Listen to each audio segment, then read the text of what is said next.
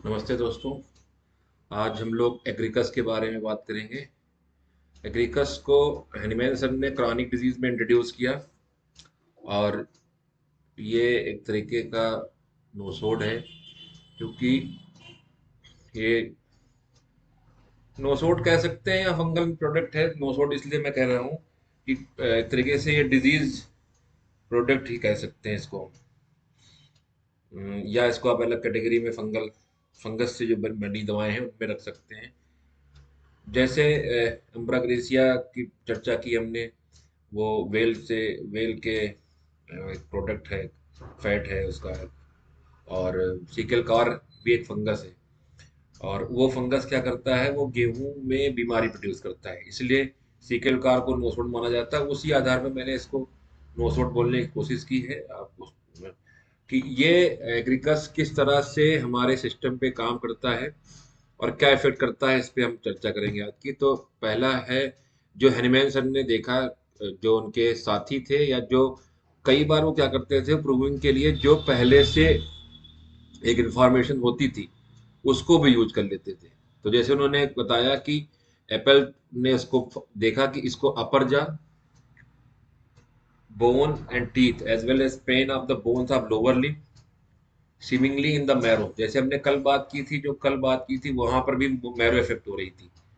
And finally कल हमने जो मेडिसिन बात की थी वो तो एंगस्ट्रावेरा थी, लेकिन ये एक एंगस्ट्रावेरा और इसमें थोड़ी सी सिमिलरिटी है, मैरो को लेके, कन्वर्जन को लेके, लेकिन कुछ चीजें बहुत अलग हैं।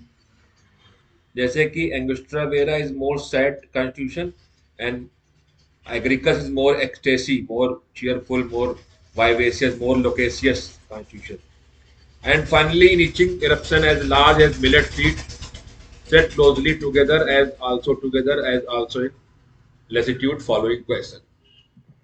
Whistling एक नाम से उन्होंने कन्वर्जन और ट्रेमलिंग के केसेस को ठीक किया। जेसी बर्नहार्ट ने सेवरल एपिलेप्सी वैरायटी सही किए। डॉक्टर वुस्ट ने देखा है कि इसका जो इफेक्शन है, अगर लार्ज डोज दिए जाते हैं तो 7 to 8 वीक, मतलब 1 महीने में 4 हफ्ते, 2 महीने तक काम करता है। डॉक्टर हेनमैन ने कहा कि कैम्फर इसका एंटीडोट है। अगर बिकम क्रॉनिक, अगर मान लो आपने किसी को बहुत ज्यादा दवा दे दी, उसके भी साइड इफेक्ट आ रहे हैं, तो आप कैम्फर से उसको एंटीडोट कर सकते हैं। इसका जो स्फेयर ऑफ एक्शन है कि कहाँ पे काम करता है, वो इसका जो स्फेयर ऑफ एक्शन सेरिब्रम और सेरिबेलम।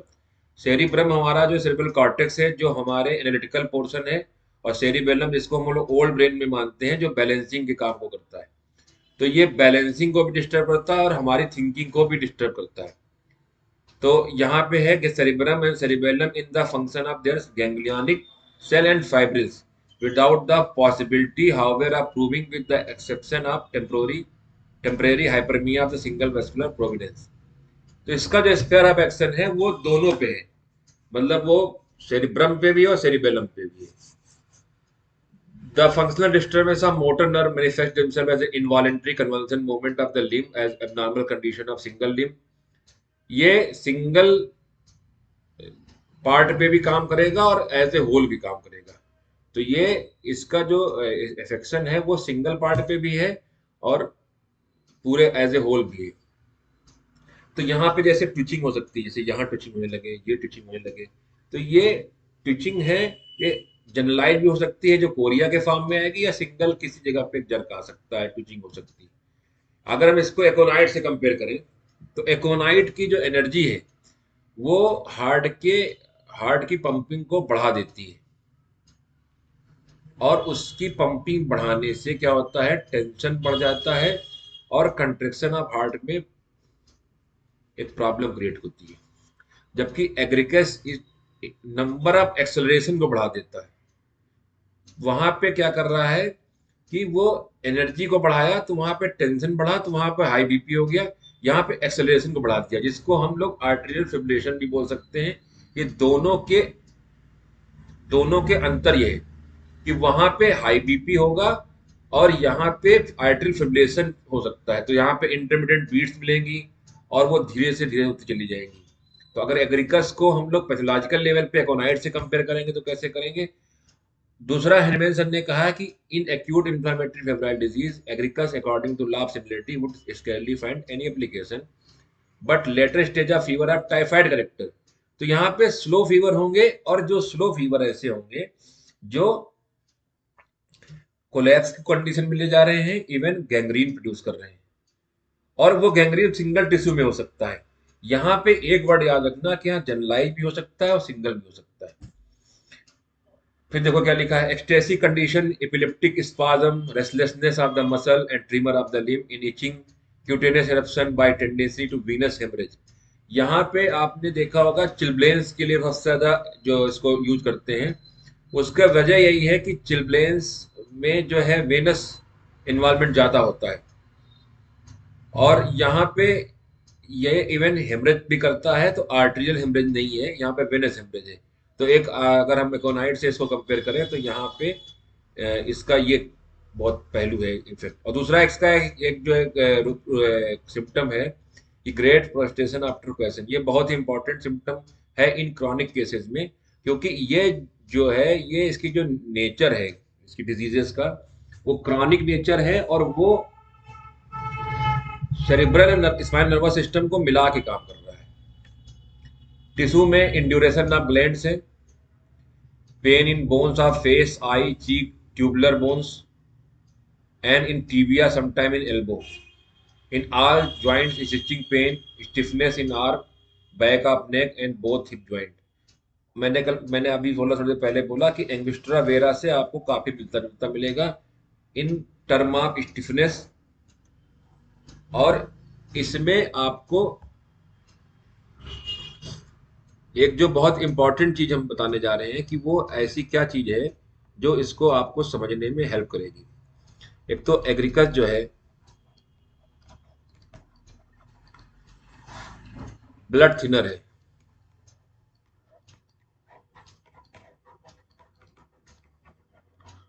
तो ऐसी डिजीज जहां पे ब्लड आपको थिन मिले या प्लेटलेट काउंट कम मिले, तो वहां पे भी आप इन कंडीशन को सोच सकते हो, इस दवा को सोच सकते हो जहां पे ब्लड थिन मिले।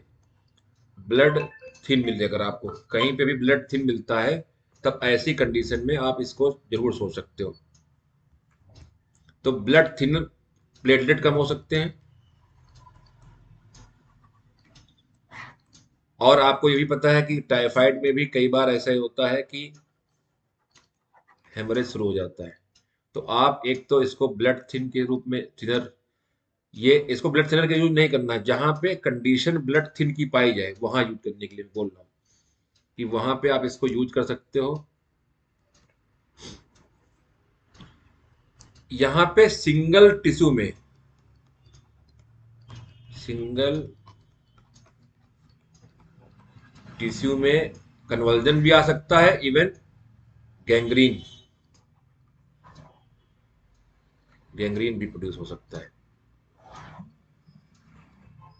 फिर मैंने बताया कि इसका जो स्फीयर ऑफ एक्शन है वो मोर वीनस है, वेन पे काम करेगा। ठीक है, वेन को हेमरेज कर सकता है, एक तो ये।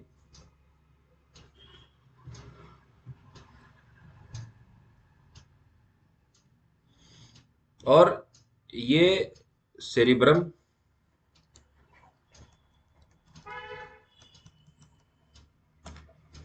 और बेलम, सेरिबेलम, दोनों को इफेक्ट करता है, ये बहुत इंपॉर्टेंट है। इस बात को अगर ध्यान रखेंगे तो आपकी काफी मुश्किल आसान हो जाएगी। बहुत से सिम्टम को आपको पढ़ना है, वो तो बहुत पढ़ते रहेंगे आप, लेकिन हम जो इस पे फोकस कर रहे हैं कि ये कहाँ पे इसका स्पेयर ऑफ एक्शन है। ठीक है, sudden tearing in tendinous tissue of different part make blood thin,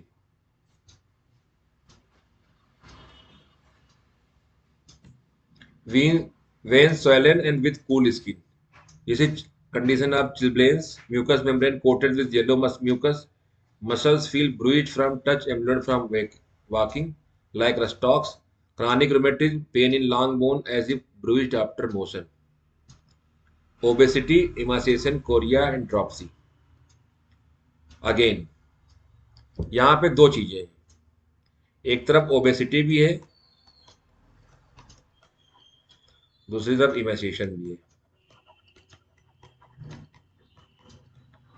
तो ये दोनों तरह के पेशेंट को हेल्प कर सकता है,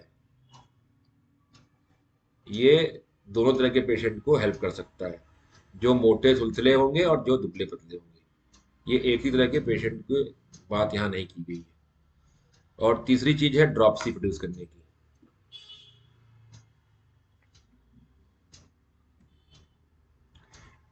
ये अब जो मैं बताने जा रहा हूँ ये बहुत इंटरेस्टिंग पॉइंट है कि ये आपको, अगर आपको किन दवाओं से ये सिमिलर हो सकती है। जैसे मैंने इनका स्फीयर ऑफ एक्शन बताया कि इसका स्फीयर ऑफ एक्शन कहाँ पे है और ये किस तरह से काम कर रही हैं, तो उसमें ये सिमिलर हैं सिम्सिफ्यूगा के। Delirium of alcoholism, chorea, spinal irritation. Cimicifuga में अगर आपको कंपेयर करना है तो आप डिलीरियम से कंपेयर करोगे, कोरिया से कंपेयर करोगे, स्पाइनल इरिटेशन से कंपेयर करोगे। ब्लडोना में आपको कंपेयर करना है तो सेरिब्रल एक्साइटमेंट से कंपेयर करोगे, लेकिन वहां पे लिखा है बट मोर इन कोरिया।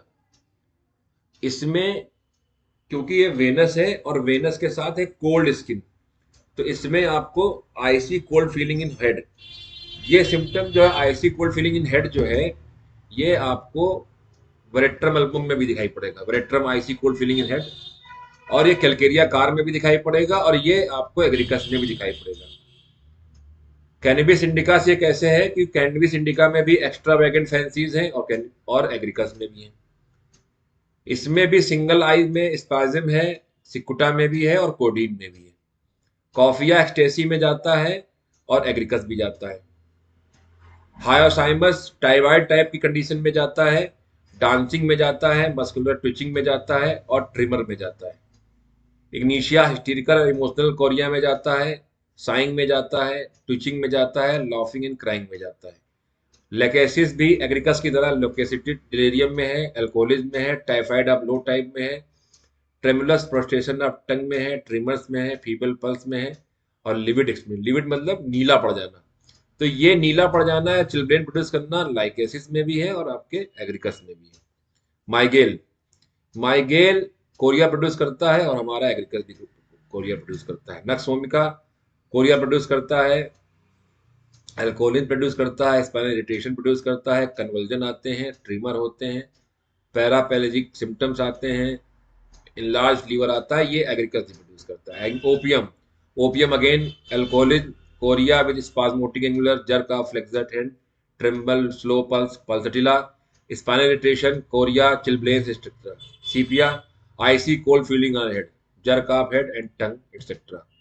तो इसका मतलब है अगर हम इसके हेड की कोल्डनेस को कंपेयर करेंगे तो सीपिया से करेंगे, कैलकेरिया कार्ब से करेंगे, वरेट्रम एल्बम से करेंगे। स्टिक्टा पल्मोनेल में कोरिया है विद जंपिंग एंड डांसिंग है, ये अगेन एग्रीकस में भी है। स्ट्रामोनियम डिलेरियम ट्रेमेंस में जाएगा, singing, laughing, dancing, extravagant, rhythmical, loquacity, chorea with gyratory motion, gyratory motion मतलब एक्सगरेटेड मोशंस की बात कर रहे हैं हम।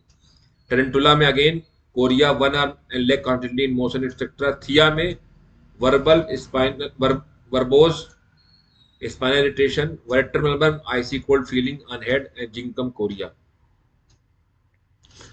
तो यहाँ पे जिन भी मास्टर्स की हम बात जब करते हैं तो उनका जो ध्यान है, उनका जो फोकसिंग है वो सबसे ज्यादा है कोरिया पे, नंबर एक पॉइंट। नंबर दो पॉइंट उसके एक्सटेसी पे है। ये अवस्था है, इस अवस्था के बारे में आप लोग पढ़ें, ना समझ में बताएंगे, एक अवस्था है। फिर उसके आईसी कोल्डनेस के ऊपर है,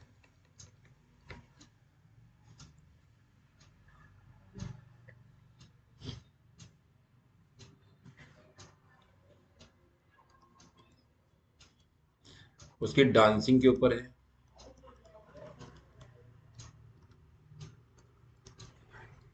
सिंगिंग पे है,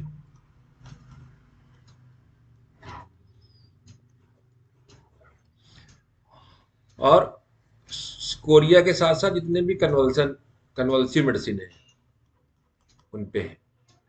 तो वो जो कंपेयर जिन्होंने उन्होंने किया भी है, डॉक्टर हेरिंग सर ने कंपेयर किया है, तो उन्होंने कंपैरिजन में आपके इन इन पॉइंट को महत्व दिया है। यानी अगर आप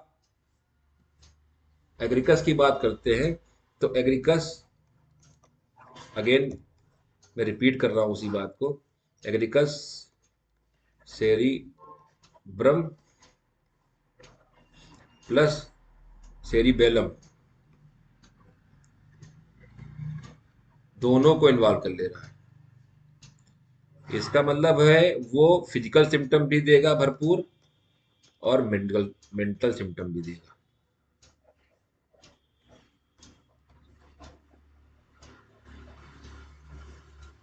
तो ये ऐसी दवा है जो सिर्फ एक प्लेन पे काम न करके कई प्लेन पे काम कर रही है।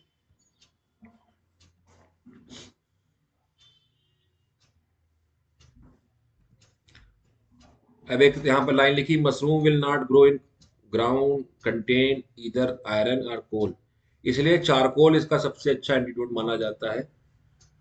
एक बात बहुत अच्छी बताई गई है, इसमें जो एक कंपाउंड पाया जाता है जो वो है muscarine, is very similar to pilocarpine jaborandi. Jaborandi दवा जो है रुटियसी की है, रुटियसी की कल हम लोग बात कर रहे थे। Since both cause arrest of heart action, profuse sweat, salivation, lacrimation, contract pupil etcetera same like jaborandi and muscarine. हमारे होम्योपैथिक उसमें जो जबरेंडी है वो हमेशा बालों के लिए जबकि प्रिस्क्राइब करने के लिए लोग करते हैं, लेकिन ऐसा नहीं है, उसका बहुत ही बृहद स्पेयर ऑफ एक्शन है। उस पर हम लोग बात करेंगे जब रूटियसी फैमिली की और मेडिसिन की बात करेंगे। तो Mascarene act more lacrimal gland, less on sweat and salivary gland. Pilocarpine cause more urging to urinate. Jabrendi. Muscarine give internally contract people more than pilocarpine. Used tropically only the pharma dilate the people. Gelsemium is here similar to muscarine. तो ये जो है आपके Mascarene और pilocarpine, ये दोनों हैं जो एक जैसे इफेक्ट कर रहे हैं, लेकिन मस्करीन जो है वो मोर एक्ट है लैक्राइमल ग्लैंड और स्वेट ग्लैंड पे कम काम करती है। देखो जो यहाँ पे है स्वेट ग्लैंड, इसीलिए jaborandi apply on hair to increase hair growth, और इसका जो मेस्क्रीन यानी एग्रीकस का काम लेग्राइमल ग्लैंड पे ज्यादा है और उसका स्वेट एंड स्लाइवा ग्लैंड पे ज्यादा है जबरेंडी का। और जो प्लोकार्पिन है या जबरेंडी है वो मोर अर्जिंग टू यूरिनेट है,